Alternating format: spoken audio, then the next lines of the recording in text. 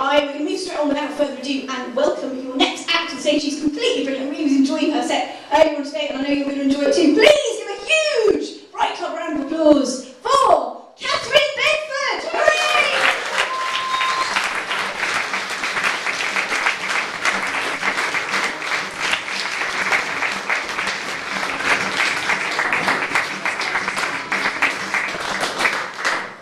Hey, someone got the clicky thing? Because I'm going to have slight difficulty with my PowerPoint presentation at the moment. Oh yes, I've got it. Sorry, Kathryn. Okay, right, this is me. I am Kat, and my mission this evening is to tell you that medieval history is cool.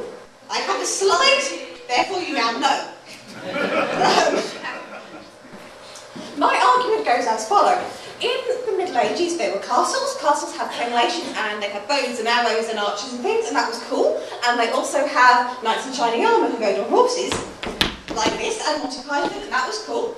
And they had ladies who looked a lot like me and wore pointy hats, and that was also cool. And they had dragons, which are the best of all. Does anybody here think dragons aren't cool? Good. That was the correct answer. I do, however, have an exception for you. Can you imagine having your village terrorised by that? The dragon is coming! The dragon is coming! Oh, aren't you cute? Who's a good boy? You're a good boy! No, don't burn down that house! Bad dragon! Sit! And then St George comes along and we all have to go, hurrah for St George! He has successfully murdered a small green terrier. Yes, well done that man, really. That's exactly what knights are intended to do. The dragon that I work on, you will be happy to know, is way, way better than that. Largely because it is way, way bigger than that. It also flies around, flapping its wings. It terrorises the whole of Spain, which is considerably better than next door's cat.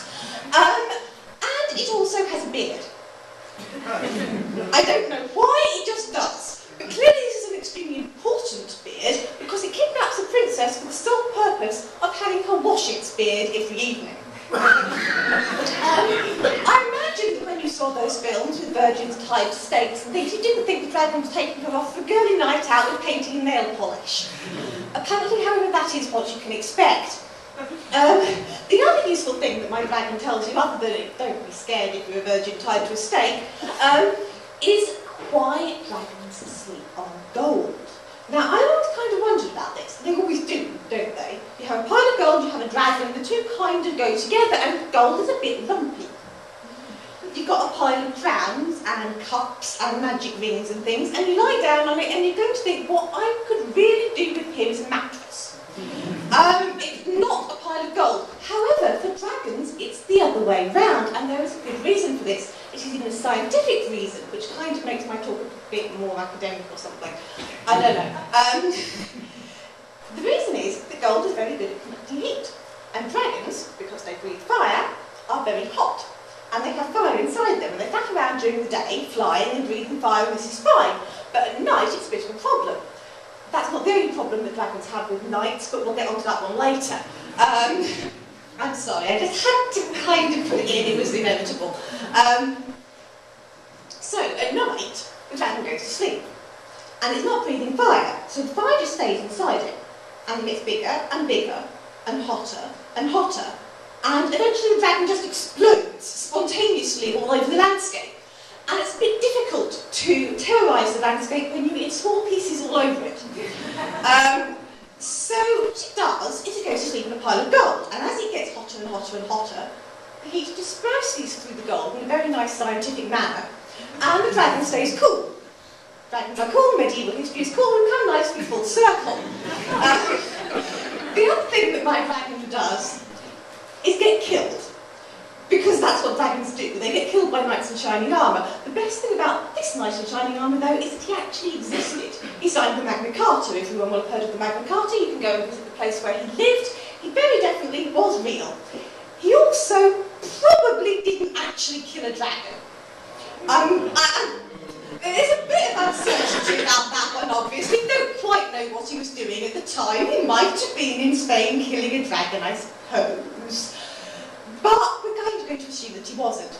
And what I do, having finally got to the point of this exercise, is look at people who really existed and had stories told about them that probably didn't happen very shortly after their death. And I'm going to give you another example of why this might take place. And the example I'm going to use is Richard I, because nobody's heard of Rupert's Roaring, and you will have heard of Richard I, haven't you all?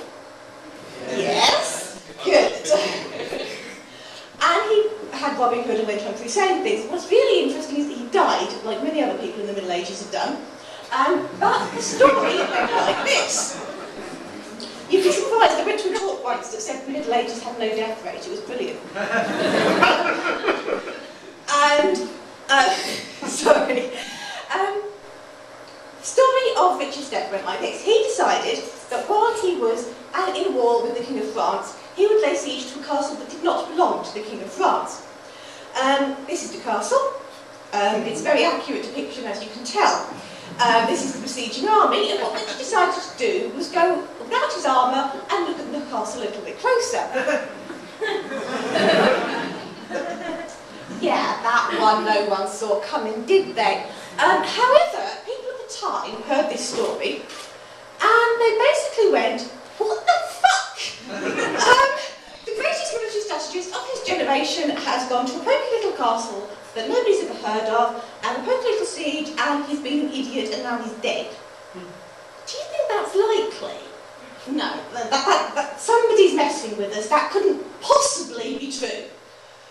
Clearly, he had to have a more interesting reason for being there than none. So what he was actually doing was searching for buried treasure. Because obviously, someone like Richard I had to be searching for buried treasure. He also couldn't just get hit with an arrow. It had to be a special arrow. It was a poisoned arrow. And it couldn't just be anyone that shot him. It had to be a special person that had been orphaned by Richard in the past, and though Richard's actions had been honourable, this person was grief-stricken and needed revenge, and was personally out to get him, and it was a big thing. So what you were left with this story, in which Richard goes to this amazing castle full of treasure, and once he's there, he's bravely leading his troops into battle, and he gets shot, and he pulls the arrow out, and although he feels the poison coursing through his system, he continues to battle on bravely with the right arm so he can use his sword, and he attacks the castle, and he storms the battlements, and he's the first person there, and he kills all the defenders all by himself, even though he's got an army, and he keeps on going until he's won the battle all by himself, and he's saved all his friends, and he's got the treasure, and everything's wonderful, and only then does he succumb to the pain that he's been suffering this entire time, and allows himself to be taken away, and has a long deathbed speech about everything that's happened to him his entire life, and the fact he's repenting of being good at killing people and stuff. Because this is obviously so much more likely than that story. It's obvious. I mean, if you think about it, that's what